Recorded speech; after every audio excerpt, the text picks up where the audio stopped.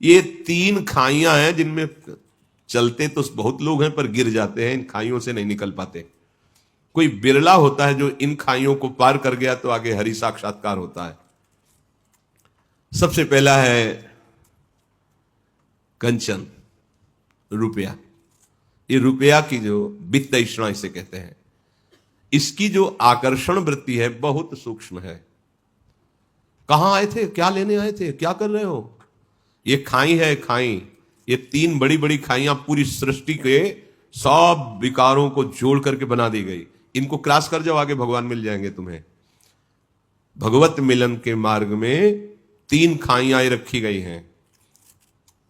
पहला है कंचन, बचो, कभी इसके स्वामी बनने की चेष्टा मत करना, सर्वनाश कर देगा ये। जो कंचन का स्वामी बनने की चेष्टा किया, अर्थ का स्वामी बनने की चेष्टा किया, वो मारा गया पक्का। ये प्रभु की वस्तु है, प्रभु का व्यवहार है, प्रभु जाने जैसे। अपने अकिंचन रहो, अपने महत्व मत रखो, अपनी गणना का सुख मत रखो। रुपए का महत्व क्या होता है? गणना का सुख। कितने हो गए, इतने इतने इतने, यही धन की प्रीता तुम्हें हरि से विमुख कर देगी। अगर आप इससे चित्त को हटाकर प्रभु में, तो देखो चक्रवर्ती सम्राट अम्बरीश जी हैं, खजाना का खजाना है। ऐसा थोड़ी कि वो बांध लिया उनको, नहीं, क्योंकि हरिनाम में प्रियता है। तो देखो उपासक, कंचन वाली खाई से बचना है, निकलना है, गिरना नहीं इसमें। कंचन कोई छोटी मोटी वस्तु नहीं है, बहुत बहुत बहुत सावधानी। फिर दूसरा है पुत्रैषणा, अर्थात कामिनी, अर्थात काम, काम भाव। ये वो बड़ी खाई है जो बड़े बड़ों को गिरा देती है। अगर आपके अंदर, सबके अंदर होता है, आपके अंदर का मतलब सबके अंदर होता है, कामाकर्षण सबके अंदर होता है, क्योंकि शरीर की रचना भी उसी से हुई है। काम संकल्प से ही इस शरीर की रचना हुई, तो स्वाभाविक इसमें परमाणु है कामाकर्षण के। इन्हीं को मिटा दे सो महात्मा। हमारा लक्ष्य है प्रभु की प्राप्ति।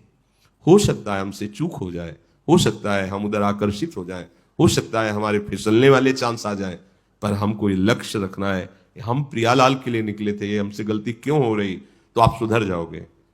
जन्म से कोई निष्काम नहीं होता, इसलिए ये बात कह रहे हैं कि जैसे आज हमने वेश रखा, आप सामने वाला तो साधु देख रहा है, लेकिन वो ये नहीं समझ पा रहा कि अभी अभी इसने परमार्थ में कदम रखा है, इससे गलती हो सकती है, इससे चूक हो सकती है। संसार क्षमा नहीं करता, ये तो परमार्थ का पथिक जो चलता है वो जानता है कि ये समस्या बहुत बड़ी समस्या है, छोटी समस्या नहीं है। पर हमें इसे बहुत बड़ी मानकर हार भी नहीं जाना है, इससे विजय पाना है। और इससे विजय पाने के लिए हमारी लाडली जी समर्थ है। नागरी दास ही जन्म जितायो बलिहारी बलिहारी, हमारी श्री जी हमारा बल है, वो हमें आगे बढ़ाती है। जब हमारी ये भावना बनने लगती है माता बहनों के प्रति कि हमारी श्री जी की सखियां हैं, लाडली लाल इनमें विराज, तो फिर इसका प्रभाव नहीं पड़ता है। पर इसमें सावधानियां जो बताई गई पीछे कई बार सत्संग में, वो एकांत सेवन न करे, काम भाव से एकांतिक दृष्टि से न देखे, कोई चेष्टा न करे, तो ये दूसरी खाई जो है कामिनी, इससे निकला जा सकता है। एक आखिरी ये खाई इसमें, मतलब जो निकल गए इन दोनों से, उनको भी ये गिरा देती है। मान, कीर्ति, प्रतिष्ठा, यश, ये बहुत जोर की है, बहुत जोर की। मतलब ऐसे कोई एक आध निकल पावे नहीं, इस खाई में तो गिर ही जाता है। प्रशंसा, प्रतिष्ठा, गौरव, मान, सम्मान, ये वो फिसलन है जो आखिरी मंजिल से गिरा देती है, आखिरी मंजिल से। इसलिए अति दैन्य भाव होकर इन तीनों प्रकार की ऐषणाओं पर विजय प्राप्त करे। कंचन, कामिनी, कीर्ति, वित्तैषणा, पुत्रैषणा और लोकैषणा। जिसने अपनी इंद्रियों को शांत कर लिया है और सारी चेष्टाएं एकमात्र प्रभु की प्रसन्नता के लिए भजनमयी हो रही, धन्य है उनका जीवन। इसके अलावा सबका जीवन, कह रहे शेषास्तु भ्रम निलये परिभ्रमंती, सब भ्रम में अपने जीवन को नष्ट कर रहे हैं, भ्रमित हो रहे हैं। परमार्थ है शब में प्रभु का दर्शन करने की वृत्ति वाला, और अहम का स्वरूप है सबसे बड़ा बन करके हमारा नाम, हमारा यश, हमारा सिद्धांत, हमारा उपदेश अद्वितीय। दिशा गलत हो रही है, ये बहुत सूक्ष्मता का विषय है। बाहर से तो कोई नहीं समझ पाएगा, अंदर से आप देखिए, आप क्या देखने चले थे? सर्वम खलमिदम ब्रह्म। बहुत सूक्ष्म विषय है, बहुत सूक्ष्म विषय है। उपासक ध्यान दे। आदौ विजित्य विषयान् मदमोह राग द्वेषादि शत्रुगण माहृत योग राज्याः ज्ञात्वामृतं शमनुभूत परात्म विद्या कांता सुखावत गृहे विचरन्ति धन्याः। वो धन्य है जिसने पहला कदम जमा दिया, मोह का नाश करके, मद का नाश करके, राग का नाश करके, द्वेष का नाश करके इन शत्रुओं पर विजय प्राप्त की। धन्य है उसका जीवन। बाबा जी, बनना सरल है लेकिन साधुता आना कठिन है। कई लोग प्रश्न कर देते हैं कि कैसे जाना जाए कि ये संत है, कैसे जाना जाए? पहली बात है कि बिना संत बने तुम संत को जान ही नहीं सकते। दूसरी सहज बात है, संत की पहचान की सहज पहचान होती है। जिनके संग से भगवान का रंग बढ़ने लगे, नाम रूप लीला धाम, जिनके संग से बुराइयां तुम्हारी उभर कर तुम्हारे सामने आकर चुभने लगे कि मैं बहुत नीच हूं, अब मुझे नहीं करना चाहिए, जिनके संग से हृदय शीतल हो जाए, जिनके संग से तुम्हारी मांग मिटने लगे, वो संत है। संत कभी मांग नहीं रखता, उसके संग से तुम्हारी मांग पूर्ण हो जाएगी, तुम्हारे अंदर इच्छाओं का नाश हो जाएगा। जो इच्छा रखता है वो संत कैसे हो सकता है? भोगों की इच्छा रखना, पैसे की इच्छा रखना, वस्तु की इच्छा रखना, अरे हम निकले काहे के लिए हैं? इनको कबाड़ बटोरने के लिए निकले। ये कबाड़ ही है, चाहे जितना बैंक बैलेंस कर लो, कबाड़ ही तो, मरोगे बैंक लाद के ले जाओगे। नाम रूप लीला धाम। अब यथा योग्य जैसे प्रभु चला रहे, इसका कोई महत्व नहीं है, कोई इसका महत्व नहीं है। दैववश जैसे चल रहा है, अगर इनकी आकांक्षा है, इसका महत्व है, इसकी मांग है, इसकी चाह है, चाहे जो भेष रख लो, अभी साधुता नहीं है। साधुता नहीं तो परमानंद नहीं है। आदौ विजित्य विषयान मदमोह राग द्वेषादि शत्रुगण माहृत योग राज्या।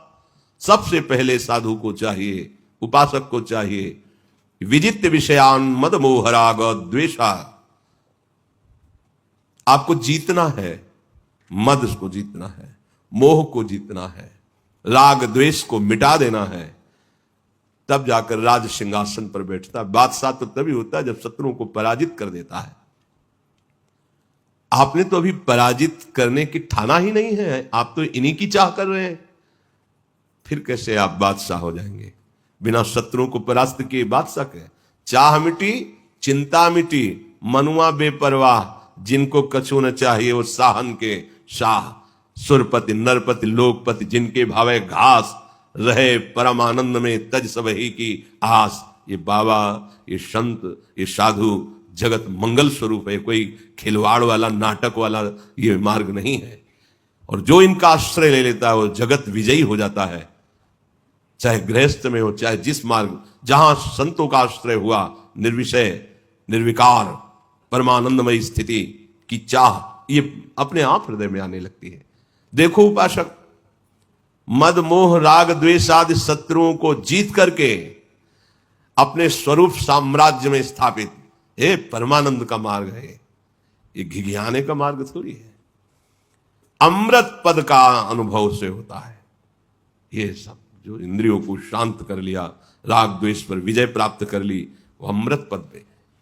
वैराग्यवान को क्या सुख है, सम्राट भी नहीं जान सकता, देवराज इंद्र भी नहीं जान सकते। वैराग्यवान को जो सुख है, फिर अनुरागी को जो सुख है, वो तो बहुत ही अलग बात हो गई।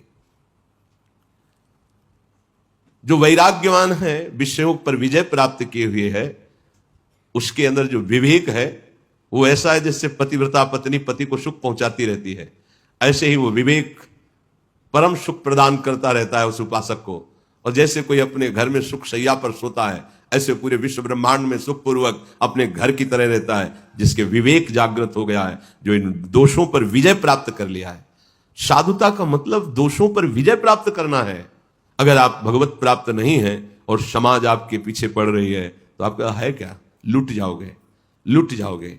एक प्रणाम भी किसी का फ्री नहीं है, जो प्रणाम किया फ्री है, देना होगा, उसका हिसाब देना होगा आपको, अगर एक भी प्रणाम स्वीकार करते हैं तो बहुत सावधानी की जरूरत है।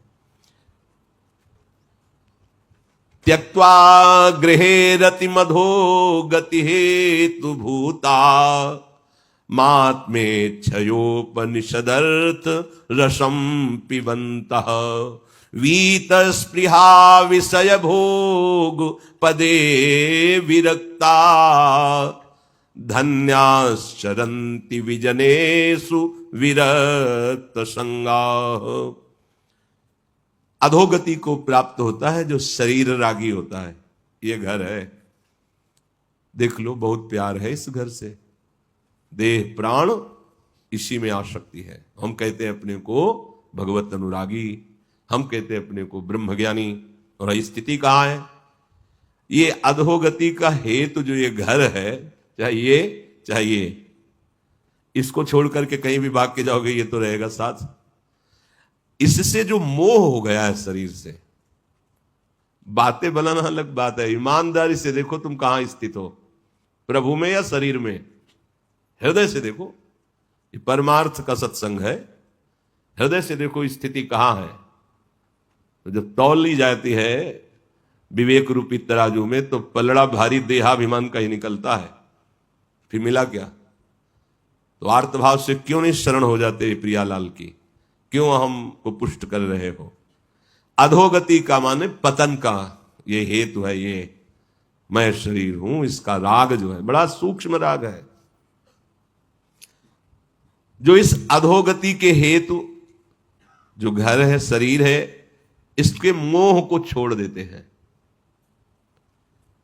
और कैसे भगवत प्राप्ति हो, बस इसी जिज्ञासा में लगे रहते हैं। निश्चित वो भगवदानंद का पान करते हैं, वो उपासक पान करते हैं, शरीर की परवाह नहीं है। सेवारत शरीर है, बिल्कुल असंग शरीर से वो हर समय नाम जब चल रहा है।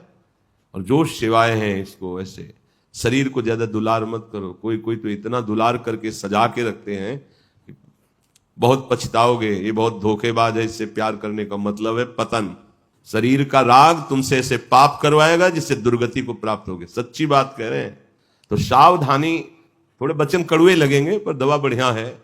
ये सुदर्शन चूर्ण है, सुदर्शन चूर्ण नहीं, बहुत कड़ुआ, पर जड़ से बुखार नष्ट करता है।